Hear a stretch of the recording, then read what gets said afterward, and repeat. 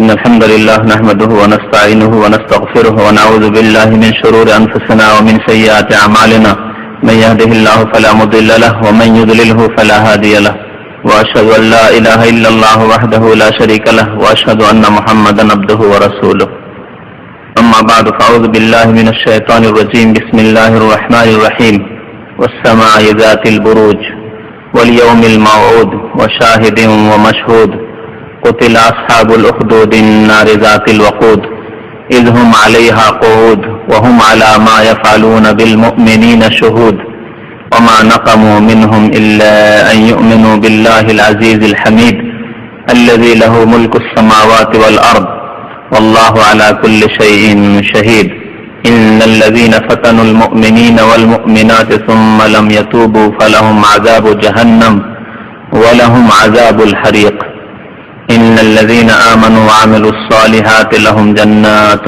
تجري من تحتها الأنهار ذلك الفوز الكبير।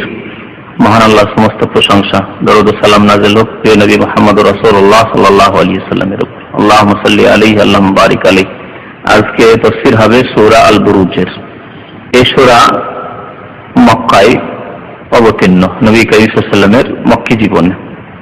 এই সূরা প্রথমে মহান আল্লাহ চারটি জিনিসের শপথ করেছেন। আকাশের শপথ করেছেন এবং প্রতিশ্রুত দিবসের ওয়াল ইয়াউমিল মাউদ দ্বিতীয় শপথ, আর তৃতীয় শপথ শাহেদের, চতুর্থ শপথ মাশহুদ। এই চারটি জিনিসের শপথ করেছেন, যার তাফসীর এখনই করব ইনশাআল্লাহ। এই সূরার বিষয়বস্তু হচ্ছে যারা আল্লাহর দ্বীনের শত্রু এবং আল্লাহ সত্য দিনকে যারা গ্রহণ করেছে তাদের উপর যারা জুলম অত্যাচার করে তাদের ধ্বংসের কথা উল্লেখ করে আল্লাহ শপথ করেছেন যে তারা ধ্বংস হবে, তারা অভিশপ্ত। তারপরে একটি ঘটনার দিকে ইঙ্গিত করা হয়েছে, যে ঘটনাটি প্রাচীন যুগে নবী করিম সাল্লাল্লাহু আলাইহি সাল্লামের আবির্ভাবের পূর্বে ঘটেছিল, যে একদল ইসলাম গ্রহণ করেছিল। তারা সেই যুগে যে আল্লাহর দিন ছিল সেই দিনের প্রতি তারা বিশ্বাস স্থাপন করেছিল, যার ফলে সেই যুগের যারা কাফের, আল্লাহর দিনের শত্রু এবং জালেম রাষ্ট্রনেতা, তারা আগুন জ্বালিয়েছিল একটি গর্ত খনন করে, আর সেই আগুনে নিক্ষেপ করেছিল সেই মুমিন মুসলিমদেরকে যারা ইসলাম গ্রহণ করেছিল, তাদেরকে, নারী পুরুষ তাদের পরিবার পরিজন সহ। আল্লাহ রাব্বুল আলামিন তাদের যখন নিক্ষেপ করা হয়েছিল কাফেরদের পক্ষ থেকে, তখন তাদের আগুনে পৌঁছার পূর্বে আল্লাহ রাব্বুল আলামিন তাদের রূহগুলি, আত্মাগুলি কবজ করে নিয়েছিলেন। মানুষের আগুনে পৌঁছার পূর্বে যদি আত্মা কবজ হয়ে যায় তাহলে আর কষ্ট অনুভব করে না, দেহই জ্বলল।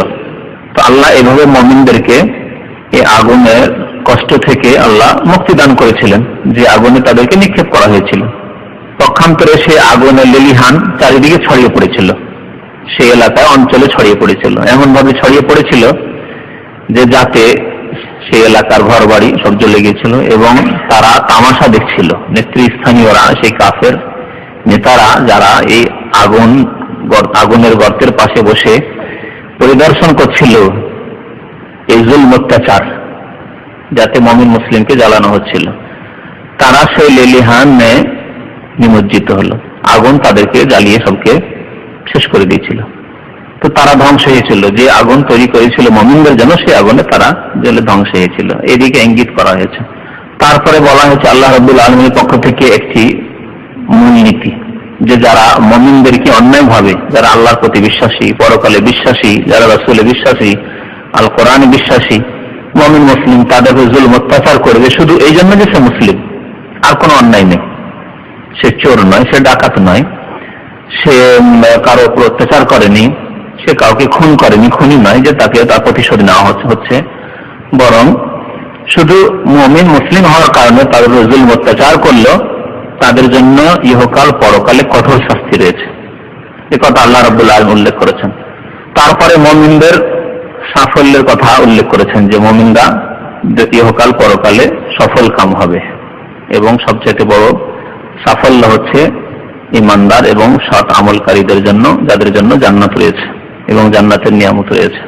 তারপর আল্লাহ রাব্বুল আলামিন শেষখানে কোরআনে কারীমের কথা বলেছেন, যে কোরআনে করিম আল্লাহ নাযিল করেছেন এবং কোরআনে মজিদ নাযিল হওয়ার পূর্বে লৌহে মাহফুজে সুরক্ষিত ফলক যে সাত আকাশের উপর লৌহে মাহফুজে আল্লাহর নিকট রয়েছে সেখান থেকে নেমে আসছে। আর তার পূর্বে দুইটি জাতি যাদেরকে ধ্বংস করা হয়েছে, একটি ফেরাউনের অনুসারীরা মিশরের এবং আর একটি সামুদ জাতি। এই দুইটি জাতিকে যে আল্লাহ ধ্বংস করেছেন তাদের বৃত্তান্তর দিকে ইঙ্গিত করা হয়েছে, যে নবী সাল্লাল্লাহু আলাইহি ওয়াসাল্লামকে বলা হয়েছে যে তাদের সংবাদ তো তুমি নিশ্চয়ই জানো যে তাদেরকে কিভাবে আমি ধ্বংস করেছি। এইরকমই যারা আল্লাহর সত্য দিনের বিরোধিতা করবে এবং সত্য দিনের অনুসারীদের জুলুম অত্যাচার করবে তাদেরকে ওইভাবে ধ্বংস করব যেমন ফেরাউন এবং সামুদ ওদেরকে ধ্বংস করেছে। তো আল্লাহ রাব্বুল আলামিন ইরশাদ করেছেন ওয়াস-সামাই যাতিল বুরুজ ওয়াল ইয়াউমিল মাউউদ ওয়া শাহিদিন ওয়া মাশহুদ, শপথ এমন আকাশের যা বুরুজ বিশিষ্ট। এই বুরুজের তাফসীর কি? বুরুজ হচ্ছে বুর্জের বহুবচন। বুর্জ আজকাল ব্যবহার করা হচ্ছে, বুর্জ টাওয়ারকে বুর্জ বলা হচ্ছে। দাম্মাম টাওয়ারে গিয়ে দেখবেন পড়ে লেখা আছে বুরজুদ দাম্মাম লেখা আছে না? সিলভার টাওয়ার দেখেছেন? সিলভার টাওয়ার না? খবরে কি লেখা আছে? আল বুরুজুল ফিদ্দি, ফিদ্দাতুন মানে চাঁদি, সিলভার, তো ফিদ্দাতুন থেকে ফিদ্দি, আল বুরুজুল ফিদ্দি। তো বুর্জ মানে টাওয়ার। পুরানো যুগে বুর্জ বলা হতো উচ্চ উচ্চ প্রাসাদকে, বড় বড় বিল্ডিং উচ্চ উচ্চ প্রাসাদ কে বুর্জ বলা হতো। তাহলে এটি হচ্ছে আসল অর্থ বুর্জের। আর এই বাহ্যিক তাফসীরেও কিছু তাফসীর কারগণ করেছেন, এমন আকাশ যে আকাশে অনেক বড় বড় প্রাসাদ রয়েছে, সে আকাশের শপথ। ওই আকাশের শপথ বা এমন আকাশের শপথ যে আকাশ হচ্ছে বড় বড় প্রাসাদ বিশিষ্ট। বুরুজ যেহেতু বহুবচন, জামা ব্যবহার করা হয়েছে। তাহলে এসব প্রাসাদ কিসের রয়েছে? তারা বলেছেন যে যেসব ফেরেশতারা এবং প্রহরীরা আকাশে নিজের দায়িত্ব পালনে নিয়োজিত রয়েছেন, বিশেষ বিশেষ তাদেরকে দায়িত্ব দেওয়া হয়েছে, বিভিন্ন দায়িত্ব আকাশে, তাদের প্রাসাদ এখানে বলা হয়েছে, তাদের বাসস্থান যেখানে তারা অবস্থান করে। একটি তাফসীর কিছু তাফসীর কারগণ করেছেন। আর অধিকাংশ তাফসীর কারগণ তাফসীর করেছেন বুর্জ অর্থাৎ তারকা, গ্রহ, নক্ষত্র, গ্রহ এবং নক্ষত্র। এটি হচ্ছে অধিকাংশ তাফসীর কারগণের মত, যে বুরুজ জামা বহুবচন আর বুর্জ মানে নক্ষত্র বা গ্রহ। তো গ্রহ নক্ষত্র বিশিষ্ট আকাশের বা গ্রহ নক্ষত্র দ্বারা শোভিত আকাশের, যেহেতু গ্রহ নক্ষত্র দিয়ে আল্লাহ রাব্বুল আলামিন সুসজ্জিত করেছেন আকাশকে। ওয়ালাকাদ যায়্যানা সামা'আদ দুনিয়া বিমাসাবিহা, সূরা মুলকে আল্লাহ বলেছেন যে আমি প্রথম আকাশকে কি করেছি? মাসাবি দ্বারা, অর্থাৎ গ্রহ নক্ষত্র দিয়ে আমি সুশোভিত করেছি, সুসজ্জিত করেছি। তো তাহলে কসমের অর্থ কি হবে এই শপথের? ওয়াস-সামা'i যাতিল বুরুজ, এমন আকাশের শপথ যা গ্রহ নক্ষত্র দ্বারা সুশোভিত। ওয়াল ইয়াউমিল মাউউদ, দ্বিতীয় শপথ। ইয়াউম মানে দিন, দিবস, আর মাউউদ মানে যার ওয়াদা করা হয়েছে, প্রতিশ্রুতি দেওয়া হয়েছে, মানে প্রতিশ্রুত। ওয়াল ইয়াউমিল মাউউদ, আর শপথ করি, আল্লাহ বলছেন, আর শপথ করি কিসের? প্রতিশ্রুত দিবসের। প্রতিশ্রুত দিবস কি? যে দিনের প্রতিশ্রুতি দেওয়া হয়েছে একদিন আসবেই আসবে, সেই দিন। কোন দিনের কথা বলা হয়েছে? কিয়ামতের দিবস, বিচার দিবস। পৃথিবী স্থায়ী নয়, একদিন ধ্বংস হয়ে যাবে সবকিছু, যা কিছু পৃথিবীতে আছে। তারপরে আল্লাহ রাব্বুল আলামিন আবার মানুষ জিনকে পুনর্জীবিত করবেন, মাটি থেকে আবার সবাই গজিয়ে উঠবে, যেমন দানা থেকে লতা পাতা গজিয়ে ওঠে। আর তারপর সবাই জীবিত হবে, জীবিত হয়ে বিচার দিবসে উপস্থিত হবে, যেখানে আল্লাহ সবাইকে সমবেত করবেন। তো এটি হচ্ছে প্রতিশ্রুত দিবস, মানে ওই দিনে যাতে করে মুক্তি পাওয়া যেতে পারে তার জন্য পৃথিবী হচ্ছে কর্মক্ষেত্র। এখানে আল্লাহর প্রতি বিশ্বাস করো এবং সৎ আমল করো, এ হচ্ছে কর্ম, সৎকর্ম, যার মাধ্যমে তুমি এই প্রতিশ্রুত দিবসে কিয়ামতে নাজাত পেতে পারবে, মুক্তি পাবে। তাহলে এ হচ্ছে দ্বিতীয় কসম। তাহলে কিয়ামতের দিনে আল্লাহ কসম করলেন, দ্বিতীয় কসম। তৃতীয় হচ্ছে শাহেদ। শাহেদ মানে উপস্থিত হওয়া হয়, আর উপস্থিত যে হয় তাকে শাহেদ বলে। শাহেদা থেকে, শাহেদা মানে হাজির হওয়া, উপস্থিত হওয়া, আর শাহেদা মানে সাক্ষী দেওয়া হয়। তো এর যে প্রসিদ্ধ তাফসীর সেটি হচ্ছে শাহেদ মানে যা উপস্থিত হয়, যেই দিন, এখানে দিন উদ্দেশ্য। প্রতিশ্রুত দিবসের পরে ওই দিনের কথা বলা হয়েছে যেই দিন উপস্থিত হয়। শাহেদ মানে যে উপস্থিত হয়, তাহলে যেই দিন উপস্থিত হয় সেই দিনের শপথ করেছি। এই দিন থেকে উদ্দেশ্য করা হয়েছে জুমার দিনকে। অধিকাংশ তাফসীরকারগণ তাই বলেছেন যে এই শাহেদ থেকে উদ্দেশ্য হচ্ছে জুমার দিন। তাহলে আল্লাহ জুমার দিন ইয়াউমুল জুমআ শপথ করেছেন, যা প্রতি সপ্তাহে উপস্থিত হয় আমাদের সামনে। সপ্তাহ গেলে জুমার দিন আবার চলে আসে। ও শাহেদ ও মাশহুদ, শাহেদ আর মাশহুদ একই ধাতু থেকে। শাহেদ মানে যা উপস্থিত হয়, আর মাশহুদ মানে যাতে কেউ উপস্থিত হয়। ও মাশহুদ যাতে উপস্থিত হওয়া যায়। একটা হচ্ছে ইসিম ফাইল আর একটা হচ্ছে ইসিম মাফউল আরবি গ্রামারে। যেমন ফাইল মানে কর্তা, আর মাফউল মানে যা করা হলো, যা করা হলো, যে করে সেটা কর্তা। হ্যাঁ, যা করা হয়। তো ইসিম ফাইল শাহেদ, যে উপস্থিত হলো, তাই না? ইসিম ফাইল, এই জন্য ফাইল বলে কর্তা। আর মাশহুদ মানে যাহাতে উপস্থিত হওয়া যায়, ইসিম মাফউল যা করা হলো, মানে উপস্থিত হওয়া হলো আর কি। তো যাতে উপস্থিত হওয়া যায় হচ্ছে মাশহুদ। এরকম দাঁড়ে বর্মাদুর, দাঁড়ে মানে যে মারলো, হ্যাঁ, কর্তা, মারের কর্তা। আর মাদরুব মানে যাকে মারা হলো। এরকম কাতেল ও মাকতুল আরবি গ্রামার যখন জানেন বোঝা খুব সহজ হয়ে যাবে। কাতেল মানে হত্যাকারী, যে হত্যা করলো, মানে কাতালের যে কর্তা, হত্যার কর্তা, হত্যাকারী। আর মাকতুল মানে যাকে হত্যা করা হলো, যার উপর হত্যাটা হলো, মানে যাকে হত্যা করা হলো। তো এখানে আল্লাহ শাহেদ আর মাশহুদ বলেছেন, ইসিম ফাইল ইসিম মাফউল। শাহেদ মানে যা উপস্থিত হয়, তাহলে এর তাফসীর কি বললাম? জুমার দিনের আল্লাহ শপথ করেছেন। মাশহুদ মানে যাতে উপস্থিত হওয়া যায়, মানে যাতে লোকেরা উপস্থিত হয়, সেই দিনের শপথ। এটাও দিন। তাহলে এই কোন দিন? আরাফার দিন না মাশহুদ? শাহেদ হলো জুমার দিন, মাশহুদ তো আলাদা হবে, একই জিনিস কেন হবে? তাহলে চারটি শপথ কেন বললাম? আর আলাদা শব্দ কেন আল্লাহ বললেন তাহলে? তো মাশহুদ মানে তাহলে আরাফার দিন। মাশহুদের তাফসীর হচ্ছে আরাফার দিন। তাহলে আল্লাহ কিসের কসম করলেন? ওয়াস-সামা'i যাতিল বুরুজ। এখন শোনো, গ্রহ এবং নক্ষত্র দ্বারা শোভিত আকাশের শপথ, প্রতিষ্ঠিত দিবসের শপথ মানে কিয়ামতের দিনের শপথ, জুমার দিনের শপথ, ওয়া শাহিদ ওয়া মাশহুদ আরাফার দিনের শপথ। আরাফার দিন কখন হয়? হজের সময়। কোন তারিখে? জিলহজ মাসের 9 তারিখ। 10 তারিখ হচ্ছে ইয়ামুন নাহার। আরাফার ইয়ামে আরাফা হচ্ছে 9 জিলহজ, আর 10 জিলহজ হচ্ছে কোরবানির দিন, ইয়ামুন নাহার, কোরবানির দিন। এই ছিল প্রসিদ্ধ তাফসীর। তবে শাহেদ আর মাশহুদের আরো দু একটি তাফসীর করা হয়েছে, কেউ কেউ তাফসীর করেছেন। যেমন শাহেদের একটি তাফসীর করা হয়েছে যে শাহেদ মানে যে সাক্ষ্যদানকারী, তাই না? আমি আগে বলেছি শাহেদা মানে সাক্ষ্যদান করাও হয়, আর শাহেদা মানে উপস্থিত হওয়া হয়। তো সাক্ষ্যদানকারী, আমাদের আমলের উপর সাক্ষ্যদানকারী কিরামান কাতিবিন ফেরেশতা, তাই না? আমাদের আমলের সাক্ষ্য কে দিয়েছেন? যারা লিখছেন, লেখক বীরেন্দ্র সম্মানিত ফেরেশতা। তো কোন কোন তাফসীরকারগণ তাফসীর করেছেন শাহেদের শপথ মানে কিরামান কাতিবিন, যারা আমল নামা আমাদের লিপিবদ্ধ করছেন, যে সব ফেরেশতা, সেসব ফেরেশতার শপথ। তাহলে শাহেদের দ্বিতীয় তাফসীর হয়ে গেল। এক তাফসীর হলো জুমার দিন, আর দিন থাকলো না। তাহলে দ্বিতীয় তাফসীর হচ্ছে যারা সাক্ষ্য দানকারী, অর্থাৎ কিরামান কাতিবিন ফেরেশতা।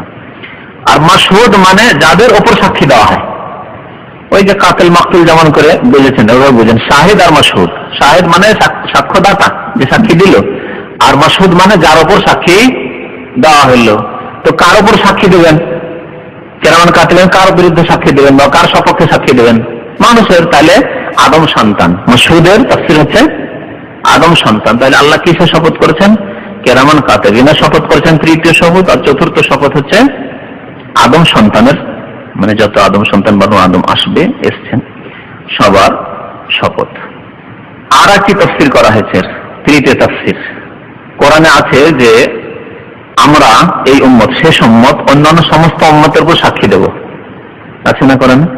সূরা বাকারা আছে, ওয়া কাযালিকা জাআলনাকুম উম্মাতান ওয়াসাতা লিতাকুনু শুহাদা আলান নাস ওয়া ইয়াকুনা আর-রাসূলু আলাইকুম শাহীদা। এইভাবে তোমাদেরকে মধ্যপন্থী উম্মত আমি করেছি, এই শেষ উম্মতকে আমাদেরকে আল্লাহ সম্বোধন করছেন। লিতাকুনু শুহাদা আলান নাস, তোমরা সমস্ত মানুষের উপর সাক্ষ্যদান করবে। ইহুদি, খ্রিস্টান, ইব্রাহিম আলাইহিস সালামের অনুসারী, নূহ আলাইহিস সালামের অনুসারী বা উম্মত, সমস্ত উম্মতের উপর যারা মেনেছে, মানেনি, এদের সপক্ষে বিপক্ষে, যারা মেনেছে তাদের সপক্ষে হবে সাক্ষী, আর যারা মানে অমান্য করেছে তাদের বিপক্ষে সাক্ষী হবে। তোমরা সাক্ষ্য দান করবে যে নূহ আলাইহিস সালাম এসেছিলেন, 950 বছর হিদায়াত করেছিলেন। ইব্রাহিম আলাইহিস সালাম এসেছিলেন, নমরুদের কাছে গিয়েছিলেন, মুসা এসেছিলেন, ফেরাউনের কাছে গিয়েছিলেন, ঈসা আলাইহিস সালাম এসেছিলেন। ইহুদিরা শত্রুতা করেছিল, তাকে মারার জন্য তারা বদ্ধপরিকর হয়েছিল, এমনকি তাদের বিশ্বাসে মেরেই দিয়েছে আমরা ঈসাকে, অথচ আল্লাহ তাকে উঠিয়ে নিয়েছেন ইত্যাদি। আমরা এইসব সাক্ষী দেবো কিসের ভিত্তিতে? যে আমাদের কাছে অকাট্য জ্ঞান রয়েছে কোরআনের ভিত্তিতে, যে আল্লাহ এইসব কথা কোরআনে উল্লেখ করেছেন। লিতাকুনু শুহাদা আলান নাস, তোমার মানুষের উপর সাক্ষ্য দান করো। এখন রাসূল আলাইকুম শাহিদা, আর আমাদের রাসূল আমাদের ক্ষেত্রে সাক্ষী দেবেন যে আল্লাহ এদের কাছে আমি দিন পৌঁছে দিয়েছিলাম, এই শেষ উম্মতের কাছে দিনকে পূর্ণাঙ্গ রূপে আমি পৌঁছে দিয়েছি। মানেনি, তার হিসাব নিকাশ তোমার কাছে, মেনেছে, আল্লাহ তাদেরকে তুমি মুক্তি দান করো। তো শেষ উম্মত সে কবুল করুক আর না। শেষ উম্মত অর্থ এই না যে শুধু যারা মুসলিম, শেষ উম্মত মানে নবী সাল্লাল্লাহু আলাইহি ওয়াসাল্লামের পরে যারা পৃথিবীতে এসেছে। কিন্তু উম্মত দুই প্রকার, এটা জানেন না? জানেন না? উম্মত দুই প্রকার, কিন্তু উম্মত দুই প্রকার। এক হচ্ছে উম্মতে দাওয়াত, আর আরেক উম্মত হচ্ছে উম্মতে ইজাবাত। মনে রাখবেন, এই জন্য উম্মত মানে শুধু মুসলিমরা নয়, বরং অমুসলিম উম্মত, কিন্তু ওরা অন্য ভাগের উম্মত। এক উম্মতে ইজাবাত, আজাবা মানে জবাব দেওয়া বা কবুল করা। তো যারা আল্লাহর দিনকে কবুল করে নিয়েছে, মুহাম্মদ রাসূলুল্লাহকে রাসূল বলে মেনে নিয়েছে, ঈমান নিয়ে এসেছে, কোরআনের প্রতি ঈমান নিয়ে এসেছে, আল্লাহ পরকালের প্রতি বিশ্বাস স্থাপন করে, এরা হচ্ছে উম্মতে ইজাবাত, মানে এমন উম্মত যে উম্মত কবুল করে নিয়েছে দিনকে। আমরা উম্মতে ইজাবাত, আমরা আল্লাহর ডাকে, রাসূলের ডাকে সাড়া দিয়েছি, লব্বাইক বলেছি, আলহামদুলিল্লাহ, বলুন আলহামদুলিল্লাহ। আর আরেকটি উম্মত যারা অমুসলিম বর্তমান, সে ইহুদি হোক, খ্রিস্টান হোক, বৌদ্ধ হোক, হিন্দু হোক, জৈন হোক, শিখ হোক, যারা আল্লাহর দিন গ্রহণ করেনি, কিন্তু মুহাম্মদ রাসূলুল্লাহর আবির্ভাবের নবুয়ত প্রাপ্তির পরে তারা এসেছে, কুফরি অবস্থায় মরে গেছে অথবা এখন কুফরি অবস্থায় আছে, বেঁচে আছে যারা, এরা হচ্ছে উম্মতে দাওয়াত। এই উম্মত যাদের কাছে দাওয়াত পৌঁছে গেছে, অথবা আমাদেরকে পৌঁছাতে হবে। এক তো পৌঁছে গেছে, আর এই উম্মতের যারা উম্মতে ইজাবা আমরা কবুল করেছি, তাদের দায়িত্ব হচ্ছে যে অমুসলিমদের কাছে ইসলামের দাওয়াত, কোরআনের দাওয়াত পৌঁছাতে হবে। এটি দায়িত্ব আমাদের, দায়িত্ব নয়?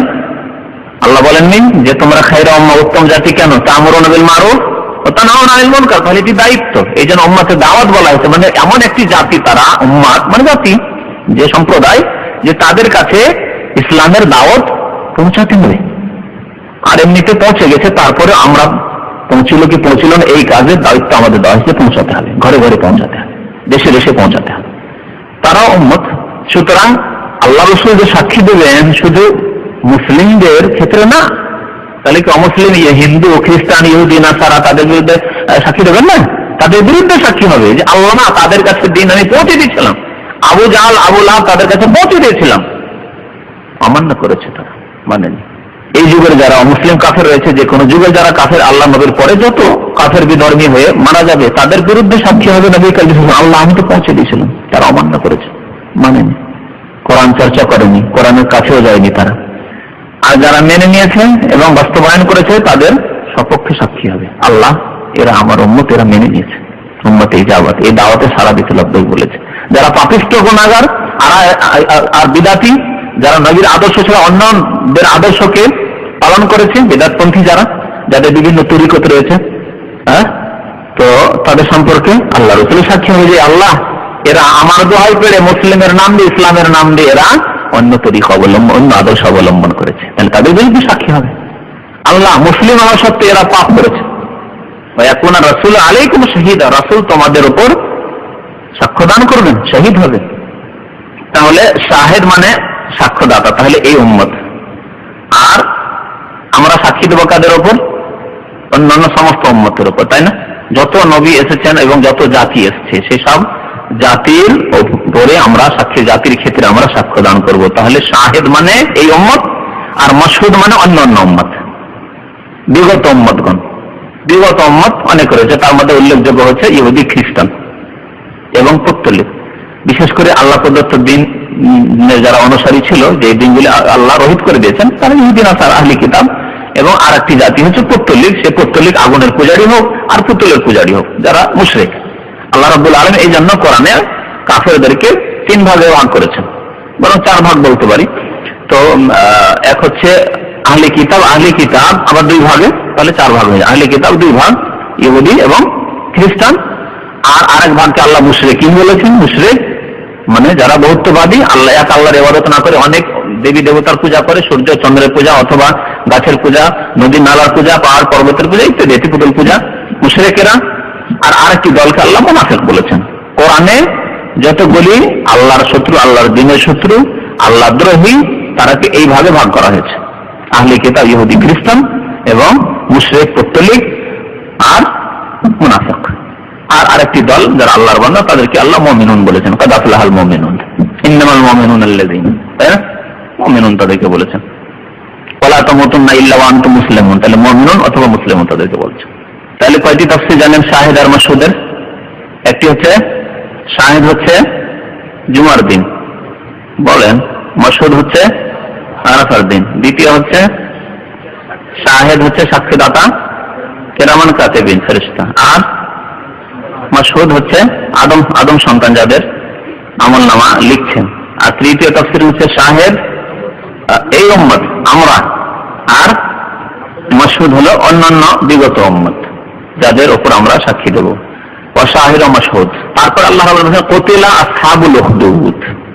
আল্লাহ কসম যে করেন কোন কথাকে অকাট্যভাবে বর্ণনা করার জন্য। তো কোন কথাটি এখানে অকাট্যভাবে বর্ণনা করার জন্য আল্লাহ কসম করেছেন? কোন কোন তাফসীরকারগণ বলেছেন ওই কথাটি উজ্জ্ব আছে, এখানে স্পষ্ট নেই। তারা বলেছেন যে এখানে একটা বাক্য আছে যেটি উজ্জ্ব আছে। তা হচ্ছে, যেহেতু আয়াতগুলি বা এই সূরা সূরা বুরুজ হচ্ছে মক্কি সূরা, আর মক্কায় আকীদার সংস্কার করা হয়, সংশোধন করা হয়েছে। আকীদা মানে মৌলিক বিশ্বাসের। যেহেতু মুশরিক পৌত্তলিক ছিল, তাদের আকীদা, ইসলামিক ধারণা সঠিক দিতে হবে তাদের কাছে, তাই না? আর আকীদার 6টি জিনিসের মধ্যে গুরুত্বপূর্ণ প্রথম হচ্ছে তাওহীদ, রিসালাত আর আখিরাত। তাওহীদ, রিসালাত ও আখিরাত সবই গুরুত্বপূর্ণ, কিন্তু বিশেষভাবে এই তিনটিকে বারবার করে রিপিট করা হয়েছে কোরআনে কারীমে। তাওহীদ আল্লাহর একত্ববাদ, আর রাসূলের প্রতি বিশ্বাস, রিসালাত, আখিরাত ও পরকালে বিশ্বাস। তো পরকালের বিশ্বাসের কথাটি এখানে এক বাক্যে উজ্জ্ব রয়েছে। আসলে কি আছে? তাফসীরকারগণ লাতুবআসুন্না, এই 4টি জিনিসের শপথ করে আল্লাহ বলছেন, আমি এই 4টি জিনিসের শপথ করে বলছি যে অবশ্যই তোমাদেরকে পুনরুত্থান করা হবে, তোমাদেরকে পুনরুত্থিত করা হবে, তোমাদের পুনরুত্থান হবে, মানে আবার তোমাদেরকে জীবিত করা হবে, তোমাদের হিসাব নিকাশ হবে। তাহলে পরকালের কথা বলা হলো এখানে। এই কথাটি অনেক তাফসীরকারগণ এখানে বলেছেন যে উজ্জ্ব রয়েছে, আর কোরআনে অনেক জায়গায় এরকম রয়েছে সংক্ষেপে।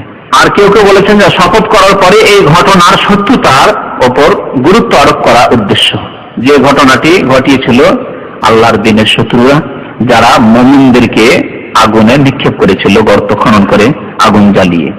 তাহলে তা উজ্জ্ব নেই, তাহলে স্পষ্ট রয়েছে কি তারপরে বাক্য শাহিদ ও মাশহুদের পরে কুতিলা আসহাবুল উখদুদ। এখানে কুতিলা মানে কাতালা মানে তো হত্যা হওয়া, আর কুতিলা মানে হত্যা করা হলো, মজহুর, যেটাকে ইংলিশ গ্রামারে বলে প্যাসিভ, যার কর্তা অস্পষ্ট থাকে। তো কুতিলা মানে এখানে হত্যা করা, এখানে অভিশপ্ত হওয়া, যে হত্যা হয় অভিশপ্ত। তো কুতিলা আসহাবুল উখদুদ, অভিশপ্ত কারা? আসহাবুল উখদুদ, গর্তওয়ালারা বা গর্তের অধিপতিরা। আসহাব সাহেবের বহুবচন, আসহাব মানে ওয়ালা বা অধিপতি, আর উখদুদ মানে গর্ত। গর্তের অধিপতিরা বা গর্তওয়ালারা, যারা গর্ত খনন করেছিল, অর্থাৎ ওই কাফের জালেম নেতারা, তারা কি হোক? ধ্বংস হোক, বা তারা অভিশপ্ত। আর অভিশাপ মানে জানেন আল্লাহর রহমত থেকে বঞ্চিত। আন্নারে জাতিল ওয়াকুদ, তারা এই গর্তে কি করেছিল? অনেক ইন্ধন বিশিষ্ট আগুন তারা জ্বালিয়েছিল, অগ্নি সংযোগকারী ছিল তারা।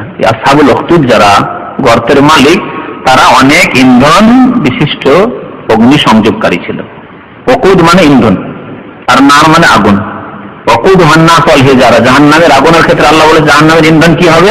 ওকুদ, ইন্ধন হবে মানুষ এবং পাথর, জ্বালানি। ইযহুম আলাইহা কউদ, এরা কেন ধ্বংস হোক, কি চরম অন্যায় করেছে তা আল্লাহ বর্ণনা করেছেন। ইযহুম আলাইহা কউদ, ওই সময় তারা তার কিনারায়, ওই গর্তের কিনারায়, যে গর্তে আগুন জ্বালিয়েছিল, তারা অবস্থান করেছিল, বসেছিল। কউদ, কাদা মানে বসা, জালাসা কাদা মানে বসা, জালাসা মানে বসা, আর কাদা মানে বসা, কাদা কউদ বহুবচন। যখন তারা আলাইহা, ওর কিনারায়, কিসের কিনারায়? ওই গর্তের কিনারা, ওই গর্তের কিনারায় তারা বসেছিল, বিরাজমান ছিল। কি জন্য বিরাজমান ছিল? ওহম আলা মা ইয়াফআলুনা বিল মুমিনিনা শুহুদ, তারা যে মুমিনদের সাথে যে নির্যাতন করছিল তা তারা প্রত্যক্ষ করছিল। শহুদ, যে শাহাদা মানে উপস্থিত হওয়া এবং চোখে দেখা, শহুদ তারা প্রত্যক্ষ করছিল, দেখছিল তামাশা, যে কেমন মজা লাগছে। হ্যাঁ, আমাদের দেবী দেবতা ছেড়ে দিলে, দুর্গা সরস্বতী ছেড়ে দিলে, মা কালীকে ছেড়ে দিলে, আমাদের চন্দ্র পূজা সূর্য পূজা ছেড়ে দিলে, গঙ্গা পূজা ছেড়ে দিলে, হ্যাঁ, সুতরাং তোমাদের এই শাস্তি। আমাদের গির্জা ছেড়ে দিলে, সুতরাং এই শাস্তি। ওহম আলা মা ইয়াফআলুনা বিল মুমিনিন, ওরা যা কিছু করছিল মুমিনদের সাথে তা তারা কি করছিল? প্রত্যক্ষ করছিল, তামাশা দেখছিল। আল্লাহ বলছেন যে এরা কোনো অপরাধী ছিল না, এরা মুমিন চোর ডাকাত ছিল না, এরা খুনি ছিল না। ওমা নাকামু মিনহুম, এরা তাদের কোনো ক্ষতি করেন না। কামা মানে ক্ষতি করে, এরা তাদের কোনো ক্ষতি করেন। তাহলে কি করেছিল তারা? কেন এদেরকে জ্বালালো আগুনে? ইল্লা আন ইউমিনু বিল্লাহিল আজিজিল হামিদ, তবে তারা কি করেছিল? ঈমান নিয়ে এসেছিল, বিশ্বাস স্থাপন করেছিল এক আল্লাহর প্রতি, বিল্লাহ, এক আল্লাহর প্রতি, যিনি কে? আল আজিজ, পরাক্রান্ত, পরাক্রান্ত, যার ক্ষমতা অসীম, আজিজ সর্বজয়ী যিনি, আল হামিদ এবং যিনি প্রশংসিত, প্রশংসিত। তাহলে আল্লাহ রাব্বুল আলামিন মুমিনদের পক্ষ থেকে প্রশংসিত এবং সত্যিকার প্রশংসার আর সত্তা তিনি হামিদ। আর আজিজ, তাকে কেউ হারাতে পারেন, তাকে কেউ পরাজিত করতে পারেন। কাফের, আল্লাহর শত্রু, মুমিনদেরকে জ্বালিয়ে দিতে পারে ক্ষণিকের জন্য, কিন্তু আল্লাহকে পরাস্ত করতে পারেন। সুতরাং আল্লাহ রাব্বুল আলামিন আজিজ, সর্বজয়, আল্লাহ পরাক্রান্ত, তার প্রতি ঈমান নিয়ে এসেছে। তাহলে আল্লাহকে ছেড়ে দেবেন সেই জালেমদেরকে? আল্লাহ প্রতিশোধ নিয়েছে। আল্লাযী লাহু মুলকুস সামাওয়াতি ওয়াল আরদ, সেই আল্লাহ যিনি আজিজ, যিনি হামিদ, যিনি প্রশংসিত এবং যিনি মানুষ, পৃথিবীর যে রাজা, সে অসহায় রাজা, তারপরে জমিনের কিছু অংশে। আর সেখানে কত লোকের চাপের মুখে আছে, যে কত লোকের চাপের মুখে এসে তাকে সারেন্ডার করতে হচ্ছে, নতি স্বীকার করতে হচ্ছে, হার মেনে নিতে হচ্ছে, নিজের কথাকে প্রত্যাহার করতে হচ্ছে, নিজের ইচ্ছার বিরুদ্ধে কাজ করতে হচ্ছে, হয় না? প্রত্যেক রাজা যা ইচ্ছা তাই করতে পারছে কি? পারে না। আল্লাহ রাব্বুল আলামিন আজিজ, মহাপরাক্রান্ত, হামিদ, প্রশংসিত, তিনি যা ইচ্ছা তিনি তাই করেন। ওমা তাশাউনা ইল্লা ইনশা আল্লাহ রাব্বুল আলামিন ফাআলুন লিমা ইউরিদ, আগে আয়াত আসছে, আল্লাহ যা ইচ্ছা তাই করেন। ফাআল, তিনি করে ফেলেন, লিমা ইউরিদ, যা ইচ্ছা করেন। কেউ বাধা দিতে পারে, ইচ্ছার বিরুদ্ধে তাকে করতে হয় না, যা ইচ্ছা তাই তিনি করেন। কিন্তু মানুষ যতই শক্তিশালী হয়ে যাক না কেন, ক্ষমতা পেয়ে যাক না কেন, ইচ্ছার বিরুদ্ধে করতে হয়। ফেরাউন যদি নিজের ইচ্ছা মোতাবেক কাজ করতে পারতো তো মূসাকে ছাড়তো। জাদুকরদেরকে হাত পা কেটে নিয়ে সুলিতে চড়িয়ে হত্যা করেছিল, মূসাকে পেরেছিল কি? জি, পারেন। আল্লাহু আলা কুল্লি শাইইন শাহীদ, এবং আল্লাহ রাব্বুল আলামিন প্রত্যেক জিনিস প্রত্যক্ষ করছেন, সবকিছু প্রত্যক্ষ করছেন। আল্লাহ এই দৃশ্য দেখছিলেন যে নিরীহ মানুষ মুমিন মুসলিম হয়েছে, এক আল্লাহর প্রতি ঈমান নিয়ে এসেছে, পরকালের প্রতি ঈমান নিয়ে এসেছে, সেই জন্য এদের উপর নির্যাতন, এদের উপর জুলম অত্যাচার। আল্লাহ সবকিছুই প্রত্যক্ষ করেন। আল্লাহু আলা কুল্লি শাইইন শাহীদ, আল্লাহ প্রত্যেক জিনিস প্রত্যক্ষকারী। তারপর আল্লাহ রাব্বুল আলামিন এই জালেমদের পরিণামের কথা বলছেন। তারপরে সাথে সাথে আল্লাহ তওবার সুযোগও দিচ্ছেন। এত বড় জুলম, আগুনে জ্বালিয়ে দিল মুমিনদেরকে, কত বড় অন্যায় করলো, কোনো অপরাধ করেনি তারা, তারপরেও আল্লাহকে চান্স দিচ্ছেন যে এখনো যদি তওবা করে নাও তো মুক্তি পেয়ে যাবে। আল্লাহ কত রহমান, কত রহিম, চিন্তা করেন।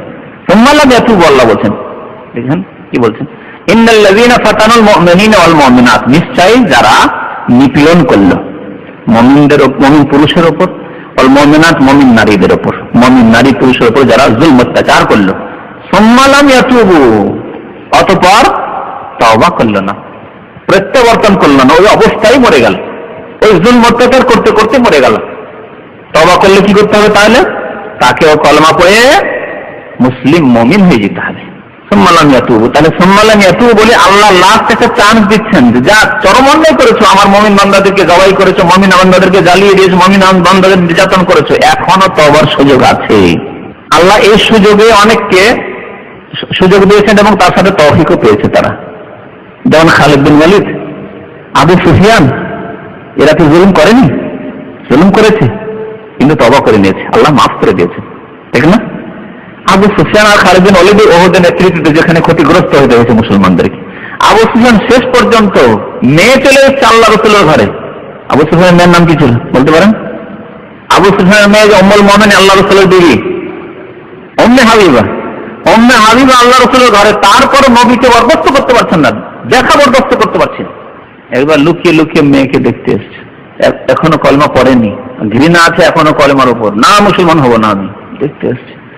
উম্মে হাবিবা রাদিয়াল্লাহু তাআলা নবী সাল্লাল্লাহু আলাইহি ওয়াসাল্লামের বিছানাটিকে গুটিয়ে রেখে দিলেন। আবু সুফিয়ান যখন এসছে, বাবা সম্মান করতে হবে কাফের হইলেও, কিন্তু বিছানাটিকে গুটিয়ে রেখে দিলেন। আবু সুফিয়ান বলছেন যে বেটি, তুমি বিছানাটিকে উঠিয়ে এরকম রেখে দিলে, কি ব্যাপার? হয় বিছানা আমার যোগ্য মনে করলে না বিছানাকে, না আমাকে বিছানার যোগ্য মনে করলে না। দুটোর মধ্যে একটা নিশ্চয় যে বিছানাটি খারাপ। যদি খারাপ বিছানা থেকে হঠাৎ একটা মেহমান আসলে আমরা কি তাড়াতাড়ি করে উঠিয়ে ভিতরে ঢুকিয়ে দেবো, তাতে তো বসতে দেবো না, ঠিক না? তো হয় বিছানাকে আমার যোগ্য মনে করলে না, না আমাকে বিছানার যোগ্য মনে করলে না। উম্মে হাবিবা রাদিয়াল্লাহু তাআলা আনহা, সবচেয়ে বড় সম্পর্ক ইমানের সম্পর্ক, ঠিক না বাবা? কিন্তু বাবার চাইতে বড় সম্পর্ক কার সাথে? আল্লাহর সাথে, আল্লাহ রসুলের সাথে। আল্লাহ রসুলের সাথে স্বামীর সম্পর্ক শুধু নয়, স্বামীর সাথে সাথে রিসালাতের সম্পর্ক, যে তিনি আল্লাহ রসুল।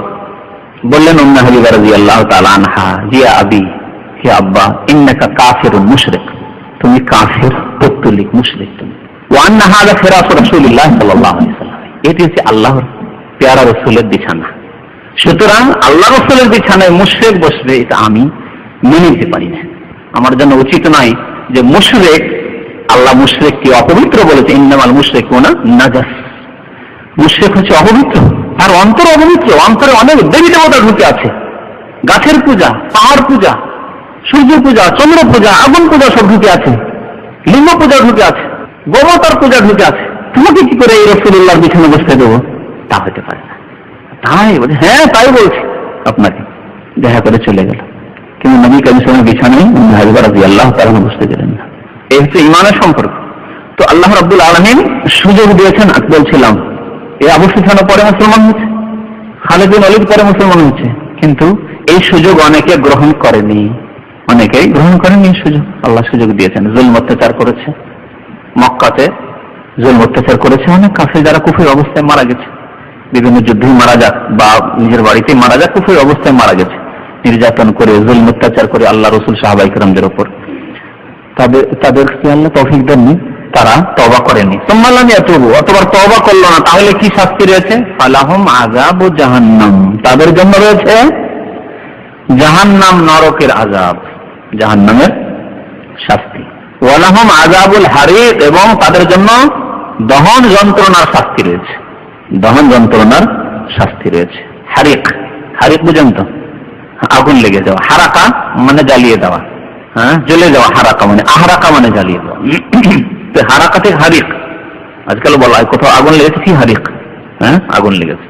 তো তাদের জন্য জাহান্নামের আযাব রয়েছে, আর দহন যন্ত্রণার আযাব, শাস্তি রয়েছে। ওয়ালাহুম আযাবুল হারিক, দুই আযাবের কথা বলেছেন। তাহলে দহন যন্ত্রণার আযাব, শাস্তি কি জাহান্নামের আযাব থেকে পৃথক নাকি? জাহান্নামে কিসের আযাব হবে? হ্যাঁ, জাহান্নামে অনেক রকমের আযাবের মধ্যে আসল আযাব হচ্ছে আগুনের আযাব। জাহান্নাম হচ্ছে আগুন আর আগুন, তাই না? এই জন্য জাহান্নামের একটি নামই হচ্ছে নার, জাহান্নামের নামই হচ্ছে নার, অনেক নামের মধ্যে একটি নাম হচ্ছে নার।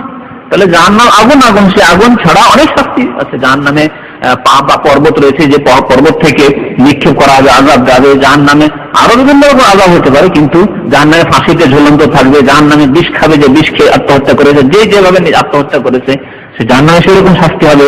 জাহান্নাম যারা হারাম ধন সম্পদ রেখেছে অথবা যাকাত দেয়নি, ধন সম্পদ রেখেছে, সেই সম্পদগুলিকে উত্তপ্ত করে আযাব দেওয়া হবে। কিন্তু আসল আযাব হচ্ছে জাহান্নামের আগুনের আযাব, আগুনের শাস্তি। তাহলে আল্লাহ কি রিপিট করলেন না?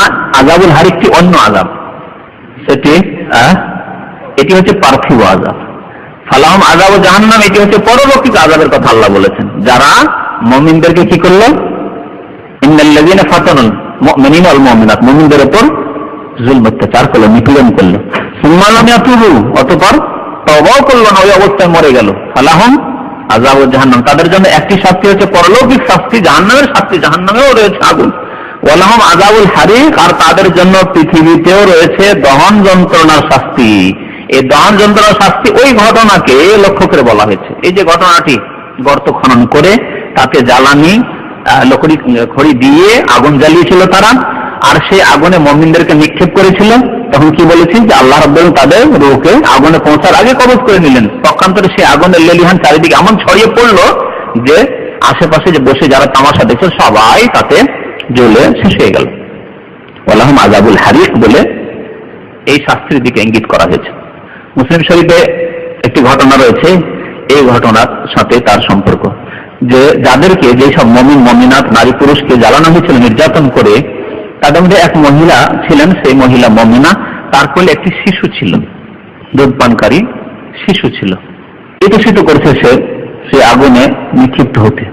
আদেশ করা হচ্ছে সব আগুনে ঝাঁপ দাও, তোমরা যখন আমাদের ধর্ম বাপদাদার ধর্ম ছেড়ে দিয়েছো আগুনে ঝাঁপ দাও, নাহলে তোমাদের উপায় নেই, সবকে জবাই করবো।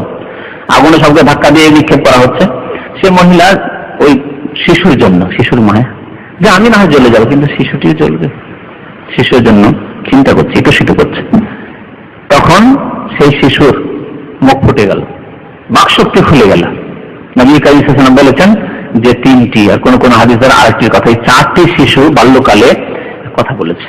তার মধ্যে একটি হচ্ছে এই ঘটনা। সেই শিশু বলতে লাগলো, ইয়া উম্মা, হে আম্মা, ইন্নাকি আলাল হক, তুমি সত্যের উপর রয়েছে, সত্যের উপর রয়েছে, সুতরাং তুমি আগুনে নিজেকে নিক্ষেপ করো, অসুবিধা নেই, তোমার জন্য এই আগুনে কি হয়ে যাবে, জান্নাত হয়ে যাবে। আগুনে নিক্ষেপ হওয়াই তোমার জান্নাতে যাওয়ার উপায় হয়ে যাবে। ইন্নাকি আলাল হক, সুতরাং তুমি আমাকে নিয়ে ঝাঁপ দিয়ে দাও আগুনে, চিন্তা করো না। তো আল্লাহ রাব্বুল আলামিন বলছেন যে তাদের জন্য এই দুনিয়ার দহন যন্ত্রণা মানে আগুনেরও আযাব রয়েছে এবং জাহান্নামেরও আযাব রয়েছে। পক্ষান্তরে মুমিনদের জন্য ইন্নাল্লাযীনা আমানু ওয়া আমিলুস সালিহাত, নিশ্চয় যারা বিশ্বাস করেছে। শুধু বিশ্বাস যথেষ্ট? আল্লাহ কোন জায়গায় শুধু ঈমানের কথা বলে আল্লাহ বলেন না যে জান্নাত দিয়ে দেওয়া হবে। যে বিশ্বাস করে যে পরকাল হবে, বিশ্বাস করে যে আল্লাহ এক, বিশ্বাস করে যে রসুল সত্য, আমাদের রসুল, বিশ্বাস করে যে কোরআন আল্লাহর সত্য কিতাব, ব্যাস। আর নামাজ নেই, রোজা নেই, হজ নেই, যাকাত নেই, গুনাহ থেকে বেঁচে থাকা নেই, সমস্ত পাপ করতে থাকে আর মুক্তি, এরকম কোন কথা কোরআনে আছে কি? কোথাও পাবেন না। খুব তাহলে নামধারী মুসলমান হয়ে মুক্তি পাওয়া যাবে না, কামধারী মুসলমান হইতে হবে, কাজে মুসলমান হইতে হবে। তাই আল্লাহ যত আয়াত আছে দেখবেন ঈমানের কথা, ওখানে রয়েছে আরেকটি কথা, ওয়া আমিলুস সালিহাত। দেখেন এখানে ইন্নাল্লাযীনা আমানু, নিশ্চয় যারা ঈমান নিয়ে আসলে বিশ্বাস স্থাপন করলো, ওয়া আমিলুস সালিহাত, কয়টি জিনিস বিশ্বাস করতে হবে? ছয়টি হচ্ছে ঈমানের স্তম্ভ। ওয়া আমিলুস সালিহাত, অতঃপর কি করলো? সৎ কর্মগুলি করলো। আল্লাহ একটি কাজের কথা শুধু বলেননি, যেহেতু নামাজ পড়ে মুক্তি পেয়ে যাবেন। আবার কিছু লোকের নামাজ পড়ে না কিন্তু মাতা পিতার মাশাআল্লাহ যাকে বলে সেবা করে, নামাজ রোজা নেই কিন্তু ছোট ছোট ভাইকে নিজের ছেলের মতো একবারে ক্লাস 1 থেকে নিয়ে একবার BA পাস করে একবার চাকরি করে দিল, কাউকে বেকার রাখলো না। ভালো কাজ তো কিছু করলো, তো একটি কাজ করে মুক্তি পাবে না? মুক্তি পাবে না। আল্লাহ সালেহাত বলেছেন, কোন জায়গায় সালে এক বচন বলা হয়নি, বহু বচন ব্যবহার। সালেহের জামা হচ্ছে সালেহাত, যারা ভালো কাজগুলি করলো। তাহলে ভালো কাজ শুধু একটি নয়, ভালো কাজগুলি করলো, যেই কাজগুলি আল্লাহ ভালো বলেছেন, তার রসুল ভালো বলেছেন, সেগুলি ভালো কাজ। এবং যেই সব কাজগুলিকে আল্লাহ এবং রসুল খারাপ বলেন সেগুলি থেকে বেঁচে থাকা ভালো কাজ। দুটোই করতে হবে, নেগেটিভ পজিটিভ দুটোই লাগবে। যেমন ভালো কাজ করতে হবে, তেমন খারাপ কাজ থেকে বেঁচে থাকাও ফরজ। সুতরাং পাপের কাজ থেকে বেঁচে থাকতে হবে। ইন্নাল্লাযীনা আমানু ওয়া আমিলুস সালিহাত, নিশ্চয় যারা ঈমান নিয়ে আসলো এবং সৎ কর্মগুলি করলো, তাদের জন্য কি রয়েছে? লাহুম জান্নাত, তাদের জন্য জান্নাত রয়েছে। জান্নাত কাল্লা বহু বচন, জান্নাতুনের জামা হচ্ছে জান্নাত, বহু বচন। অনেক বাগান রয়েছে, অসংখ্য বাগান রয়েছে। জান্নাত মানে আসলে বাগান, কিন্তু সেই জান্নাত, যে জান্নাত আখিরাতে জান্নাত হবে, সেই জান্নাত অনেক উদ্যান রয়েছে, বাগান রয়েছে। তাই আল্লাহ জান্নাত বলেছেন। তাজরি মিন তাহতিহা আল-আনহার, যেই জান্নাতের নিম্ন দেশ দিয়ে ঝর্ণা সমূহ, নহর সমূহ প্রবাহিত হবে।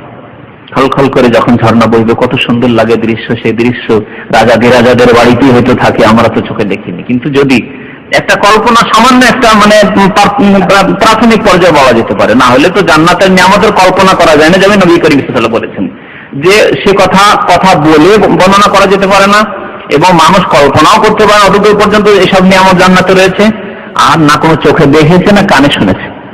মালা আইনুন রাত ওয়ালা উযুন সামিআত ওয়ালা খাতারা আলা কলবি বাশার, নবী করিম সাল্লাল্লাহু আলাইহি ওয়াসাল্লামের হাদিস আছে। জান্নাতে এমন নিয়ামত রয়েছে না কোনো চোখে দেখেছে, ওয়ালা উযুন সামিআত, না কোনো কানে শুনেছে এরকম বিস্তারিত কথা, যে নিয়ামত আল্লাহ রয়েছে।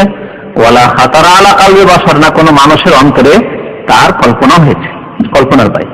তাজরি মিন তাহতিহাল আনহার, কিন্তু নিম্ন দেশে ঝর্ণা সমূহ প্রবাহিত থাকবে। যালিকাল ফৌজুল কবির, আর এটি হচ্ছে মহা সাফল্য।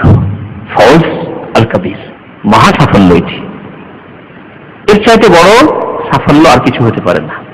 মহা সাফল্য হচ্ছে জান্নাতে পৌঁছে যাওয়া ঈমান এবং সৎ কাজের মাধ্যমে।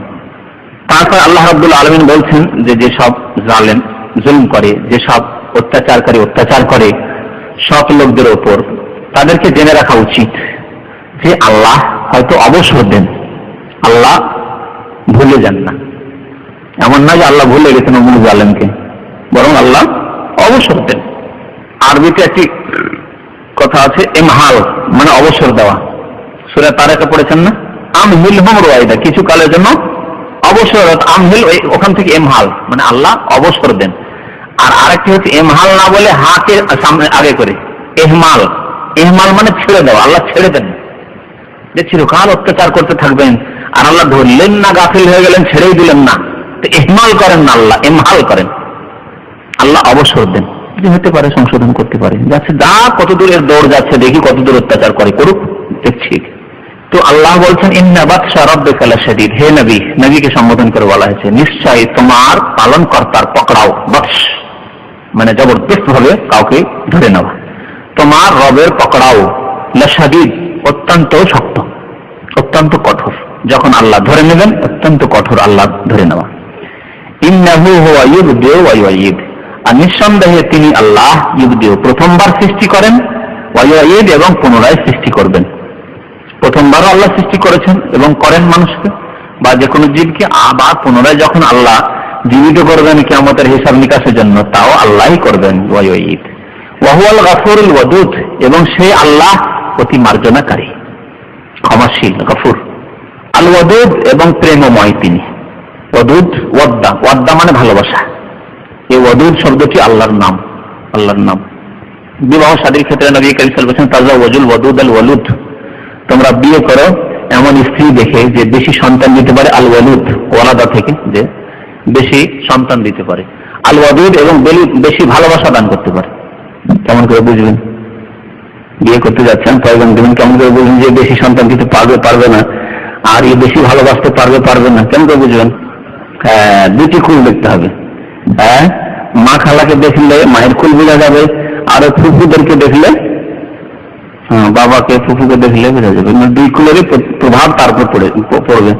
যদি বাবা ফুফু এরা মুত্তাকি পরেজগার হয়, তাহলে ভালোবাসা দেবে স্বামীকে, একদম ভেজাল ভালোবাসা। ওই রকম যদি মা খালার কুল ভালো হয়, স্বামীর আনুগত্যকারী যদি হয় ওর মা খালা, তাহলে সে ওই রকম ভালোবাসা দেবে মা খালার মতো। তার দাদার কাছ থেকে শিখেছে যে কেমন করে স্বামীর শ্রদ্ধা করতে হয়, স্বামীর সেবা করতে হয়, স্বামীর খেদমত করতে হয়। আর যখন ওর মাই ওকে বেহায়া বেপরদা, ওর মাই কিছুই মনে করে না ওর স্বামীকে, তাহলে কি আর শ্রদ্ধা দেবে তার মেয়ে? ওই তো শিখেছে, ওর মাকে বলতে শুনেছে, ওর বাবাকে মায়ের অন্যায় কথাবার্তা, চোখ নেই তোমার, হুঁশ নেই তোমার, বুদ্ধি নেই, এইভাবে কিছু মহিলারা স্বামীকে সম্বোধন করেন। যদি এইরকম তার মা খালা হয়, তো কি ভালোবাসা করার দিক দিবে আপনাকে, ঠিক না? তাহলে এগুলো দেখে বিয়ে করতে হবে, তাহলে ভালোবাসা পাবেন আপনি। আর ওয়ালুদ, বাচ্চার ক্ষেত্রে বেশি বাচ্চা দিতে পারবে কিনা? আমি দেখি বেশি তো বাচ্চা নেবো না, তাই দেখি হ্যাঁ আমার শ্বশুরের দুটোই আছে, তো ওইরকম দেখে বিয়ে করতে হবে না, মোটেই না। আমার শ্বশুরের মাত্র একটি মেয়ে, জমি জায়গা সব আমার কাছে চলে আসে, এই দেখি তো অনেকেই বিয়ে করে। আরে ছেলে নেই, ছেলে থাকলে তো সব নিয়ে যেত, ছেলে নেই, দুটো মেয়ে, সবকিছু আমরাই দুজন পাবো, আমার স্ত্রী পাবে আর আমার ওই শালি পাবে, তো কাজ হয়ে গেছে। এইরকম দেখে বিয়ে করলে হবে না। তো নিয়তে এখানে ডিফেক্ট আছে, রোগ এইখানে আপনার নিয়তে খারাপ। দুনিয়ার জন্য আপনি স্ত্রীকে বিয়ে করেননি, আপনি বিয়ে করেছেন জমি জায়গাকে, বাগানকে, টাকা পয়সাকে, ব্যাংক ব্যালেন্সকে, ঠিক না? আল্লাহ রাসূল বলেছেন আল ওয়ালুদ, বেশি বেশি সন্তান দেখে বিয়ে করে। আমার শ্বশুরের 10টি ছেলে মেয়ে, 15টি ছেলে মেয়ে, এরকম দেখে বিয়ে করেন, অবশ্যই ওর একটা প্রভাব আছে। নবী কারীম সাল্লাল্লাহু আলাইহি ওয়াসাল্লাম বলেছেন যে বাবা মা এই দুদিকেই তো মানুষ যায়, যে হ্যাঁ ট্যাবলেট খাওয়া আছে, হ্যাঁ, তো ওই রকম পরিবেশে যাবেন না, ওর মেয়েও যে তার ট্যাবলেট খাওয়া হবে, বরং মেয়েকে শিখিয়ে পাঠাবে যে দেখো দেখো বাচ্চা নেবে না, সাবধান, হয়তো বিদায় করার সময় ট্যাবলেট বড়ি বেঁধেই দিয়ে পড়াবে, আছে, এরকম আছে, সতর্ক করে যে তোমার বয়স এখন 18 বছর, বিয়ে দিয়ে দিলাম, বাচ্চা নিতে হবে না 2-4-5 বছর, জামাই বললেও তুমি বাচ্চা নেবে না, এসব শিখিয়ে পাঠায়। তো এরকম পরিবেশে আপনার জন্য বিয়ে করা উচিত নাই। কেন ওই পরিবারে বিয়ে করবেন আপনি? আম যদি খেতে চান আর মরুভূমিতে আমের গাছ লাগান, তো আম কি আর হবে? আম খেতে চাইলে যে জমিতে আম হয় সেই জমিতে আম লাগাতে হবে। সে রাজ্জাক, তার ইমানই নেই। রাজ্জাক তো আল্লাহ, আল্লাহ রিজিক দাতা হচ্ছে আহারদাতা আল্লাহ। আহারের ফয়সালা 7 আকাশের উপর থেকে হয়ে গেছে, আর সেই রিজিকই আসবে, সেই রিজিক আসবে, তার বেশি হবে না। সুতরাং সৎ পথে চলতে হবে। আপনার রিজিক যতটা আছে ততটা আসবেই আসবে, এবং কর্ম করতে বলেছেন, কর্ম করতে হবে, কর্মের মাধ্যমে রিজিক আসবে। ওয়াহুয়াল গফুরুল ওয়াদুদ, ওয়াদুদ মানে প্রেমময়। তাহলে আল্লাহ প্রেমময়, আল্লাহ ভালোবাসেন এবং আল্লাহকে আমরা ভালোবাসি, এই জন্য ওয়াদুদ। ওয়াদুদ যিনি আমাদেরকে অত্যন্ত ভালোবাসেন বান্দাদেরকে, এবং বান্দারাও সে আল্লাহকে ভালোবাসে। যুল আরশিল মাজিদ, যিনি সম্মানিত আরশের অধিপতি। জুল মানে ওয়ালা, মালিক। যুল আরশিল মাজিদ, মাজিদ মানে সম্মানিত। তো আরশ মানে আল্লাহর আরশ, যে এই আরশের উপর আল্লাহ সমাসীন রয়েছেন। ফাআলুল লিমা ইউরিদ, তিনি করেন লিমা ইউরিদ, যা ইচ্ছা করেন। আল্লাহ যা ইচ্ছা করেন সেই ইচ্ছায় কেউ বাধা সৃষ্টি করতে পারে না। আল্লাহ যদি বৃষ্টি দান করতে চান, কেউ বাধা দিতে পারে না। আল্লাহ যদি বৃষ্টি রোকে নেন, না দেন, তাহলে কেউ বৃষ্টি দেওয়াতে পারেন না। আল্লাহ রাব্বুল আলামিন কোন জাতিকে ধ্বংস করেন, কেউ মুক্তি দিতে পারেন না। ফাআলুল লিমা ইউরিদ, আল্লাহ যা ইচ্ছা তাই করেন। হাল আতাকা হাদিসুল জুনুদ, তারপরে আল্লাহ রাব্বুল আলামিন নবীকে সম্বোধন করে বলছেন যে তুমি জানো কি সেনাবাহিনীর বৃত্তান্ত? সেনাবাহিনীর বৃত্তান্ত কি তোমার কাছে পৌঁছেছে? হাল আতাকা হাদিসুল জুনুদ মানে এ সম্পর্কে কি ঘটনা তোমার কাছে বর্ণনা করেছি? কিছু বর্ণনা করা হয়েছে, ফেরাউনের ঘটনা, সামুদের ঘটনা বর্ণনা করা হয়েছে আল্লাহ রাসূল সাল্লাল্লাহু আলাইহি ওয়াসাল্লামকে। তো সেইগুলিকে স্মরণ করে দিচ্ছেন আল্লাহ রাব্বুল এখানে সংক্ষেপে, যে তোমার কাছে সেনাবাহিনীর বৃত্তান্ত, হাদিস, হাদিস মানে কথা, তাদের কথা, ইতিবৃত্ত পৌঁছেছে। তারা কারা?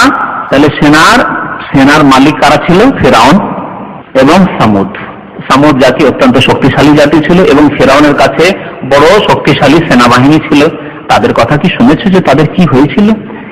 এত শক্তিশালী সেনাবাহিনী থাকা সত্ত্বেও তারা মুক্তি লাভ করতে পারেনি, তারা আল্লাহর আযাব থেকে বাঁচতে পারেনি, বরং তাদের সৈন্য সামন্ত সহ তারা ধ্বংস হয়েছে। বালিল্লাযীনা কাফারু ফি তাকযীব, বরং কাফেরদের অবস্থা হচ্ছে যে সর্বদা তারা মিথ্যা আরোপে লিপ্ত, মিথ্যায় লিপ্ত, মিথ্যা মনে করে। সত্য কথা বললে মিথ্যা মনে করে, আল্লাহর কথা বললে মিথ্যা মনে করে, পরকালের কথা বললে মিথ্যা মনে করে, কোরআনকে মানব রচিত মনে করে বা কোরআনকে মিথ্যা মনে করে, কোরআনের বিধানকে বা কোরআনের ভবিষ্যৎ সংবাদকে, পরকাল রয়েছে, পরকালের জন্য পৃথিবী কর্মক্ষেত্র কর্ম করে, সবকে মিথ্যা মনে করে। আল্লাহু মিন ওয়ারাইহিম মুহীত, অথচ আল্লাহ তাদেরকে চারিদিক থেকে পরিবেষ্টন করে রয়েছেন। ওয়ারা মানে আসলে পিছন হয়, কিন্তু পেছন মানে চারিদিক থেকে, আল্লাহ চারিদিক থেকে তাদেরকে পরিবেষ্টন করে রয়েছেন। সুতরাং কাফের মিথ্যা করে কত দূর আর যাবে, তার দৌড় আর কত দূর যাবে? আল্লাহ চারিদিক থেকে তাদেরকে ঘিরে রয়েছেন। মহিত হেতা করা মানে ঘিরে নেওয়া, পরিবেষ্টন করা। বাল হুয়া কোরআনুম মাজিদ, বরং মনে রাখো যে এই আল্লাহর কিতাব হচ্ছে সম্মানিত কোরআন, কোরআন মাজিদ। আমরা কোরআন মাজিদ বলি, কোরআন আল্লাহ কোরআনকে মাজিদের গুণে ভূষিত করেছেন। কোরআন হচ্ছে সম্মানিত বাণী আল্লাহ রাব্বুল আলামিনের, কোরআন মাজিদ, যা লিপিবদ্ধ ছিল কোথায়? বা এসেছে ফি লাওহিম মাহফুজ, লাওহে মাহফুজে ছিল, সুরক্ষিত ফলকে। লাওহুন মানে ফলক, আর মাহফুজ মানে সুরক্ষিত। কিরকম সুরক্ষিত? যেখানে কোনো শয়তান পৌঁছতে পারে না, যেখানে কোনো জিন পৌঁছতে পারে না। জিন শয়তান যদি সেখানে পৌঁছে যেত, তো অনেক ভবিষ্যতের কথা নবী আসার আগে তারা প্রচার করে দিতে পারবে যে মোহাম্মদ কি বলছে, ওগুলো তো আমরাও জানি, তাই না? পৌঁছিতে আকাশে, তো 7 আকাশের উপরে যেখানে লাওহে মাহফুজ, সেখানে তো পৌঁছতে পারেই না কোনো জিন শয়তান বা কোনো মানুষ। কিন্তু ওহী যখন আসতো, সূরা জিনের তাফসীরে রয়েছে, ওহী যখন আসতো এত কঠোর পাহারার সাথে এবং সুরক্ষিত ভাবে, যে সে ওহী থেকে কোনো অংশ যাতে করে জানতে না পারে জিন শয়তান, না হলে এসে গণবদের কানে কানে কুটুর কুটুর করে বলে দিবি, আরে জানো আজকে কি ভবিষ্যৎবাণী করা হয়েছে, ফিরাউনের ঘটনা, সামুদের ঘটনা, অমুক ঘটনা, অমুক ভবিষ্যৎবাণী, মুসা খেজুরের ঘটনা মুহাম্মদ সাল্লাল্লাহু আলাইহি ওয়াসাল্লামের কাছে আসছে। তার আগেই গণকরা জেনে যাবে। তো গণকরা যদি আগেই জেনে যায়, তাহলে মুহাম্মদ সাল্লাল্লাহু আলাইহি ওয়াসাল্লামের রিসালাতের বৈশিষ্ট্য থাকবে। কাফেররা বলে তোমার কি বৈশিষ্ট্য, তো গণকরা বলতে পারে, তুমি যা বলছো তা তো ওরাও বলছে, তাই না? সেজন্য আল্লাহ রাব্বুল এই হিকমতের কারণে যখন ওহী আসতো আকাশ থেকে নবী সাল্লাল্লাহু আলাইহি ওয়াসাল্লামের কাছে, আকাশ থেকে একেবারে নবী সাল্লাল্লাহু আলাইহি ওয়াসাল্লাম পর্যন্ত কঠোর পাহারার মাধ্যমে সেই ওহী আসতো, যে কথা সূরা জিনে বলা হয়েছে। যখনই তারা কিছু শোনার জন্য যাওয়ার চেষ্টা করতো, ওয়াজাদনাহা মুলিয়াত হারাসান শাদীদান ওয়া শুহুবা, আল্লাহ বলেছেন। হারাসান, হারাস মানে কি জানেন? পাহারা। আর শাদীদ শুধু পাহারা না, কঠোর শক্ত পাহারা দিয়ে আল্লাহ রাব্বুল আলামিন পরিপূর্ণ করে দিয়েছিলেন এই আকাশকে, আকাশ থেকে জমিন পর্যন্ত। ওয়া শুহুবা, আর তার সাথে সাথে উল্কাপিণ্ড। যখন কাছে যাওয়ার চেষ্টা করতো কিছু নেওয়ার জন্য, সেখান থেকে জানার জন্য শয়তান, তখন উল্কাপিণ্ড দিয়ে তাদের উপর আঘাত করা হতো। মুলিয়াত হারাসান শাদীদান ওয়া শুহুবা ফি লাওহিল মাহফুজ। তো তাফসীর সূরা বুরুজ শেষ হয়ে গেছে। আল্লাহ রাব্বুল আলামিন আমাদেরকে কোরআন বোঝার এবং তার প্রতি আমল করার জন্য তৌফিক দান করেন, তার প্রতি সত্যিকার ঈমান আনার জন্য তৌফিক দান করেন। আল্লাহ রাব্বুল আলামিন কোরআনের হক আদায় করার জন্য তৌফিক দান করেন। কোরআনের বাস্তবায়নের মাধ্যমে আমাদেরকে দুনিয়া এবং আখিরাতে যেন সুখী করেন। আমিন। সাল্লাল্লাহু আলা নবিয়িনা মুহাম্মদ ওয়া আলা আলিহি ওয়া সাহবিহি আজমাইন।